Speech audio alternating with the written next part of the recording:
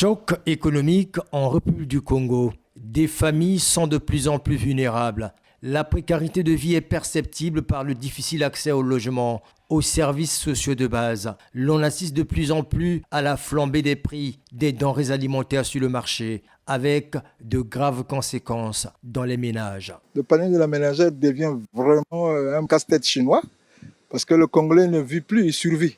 Plaidons pour que le gouvernement prenne encore toutes ses responsabilités parce que le Congolais ne peut plus, il est au bout du rouleau. Nous ne vivons plus. Maintenant, on commence à prendre le lait dans des foyers pour passer la journée. Ça ne s'explique pas. Lors de son passage à la quinzaine du gouvernement le 15 juillet, la ministre en charge des Affaires sociales a été apostrophée sur le programme national de filets sociaux par les journalistes.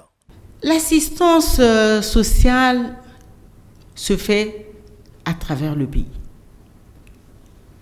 Au jour d'aujourd'hui, ça fait à peu près 10 mois, depuis que le programme a démarré, quelques localités de nos départements, dans 6 départements, je vais citer Brazzaville, Pointe-Noire, le Kwilu, le Niari, l'Alekumu, Brazzaville, Mpuya, très bientôt Evo. Les travailleurs du programme se déplacent à travers le pays. Quel type d'aide sociale? Quel type d'aide sociale? Il y a ce que nous appelons des ASA, aide sociale d'appoint. Ça, c'est l'aide qu'on apporte aux personnes en urgence. Il y a l'aide sociale qu'on appelle les TMC, des transferts monétaires conditionnels.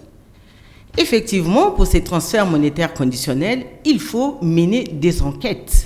Et comme nous ne devons pas faire de l'assistanat à vie, il faut bien que nous arrivions à un moment donné à une insertion socio-économique du ménage. La demande est énorme au regard de la précarité de la vie et surtout des ménages, mais les caisses de l'État ne sont plus renflouées. Ces dernières années, l'économie congolaise se trouve en panne sèche. Le paiement des fonctionnaires se fait par acrobatie, selon le ministre des Finances.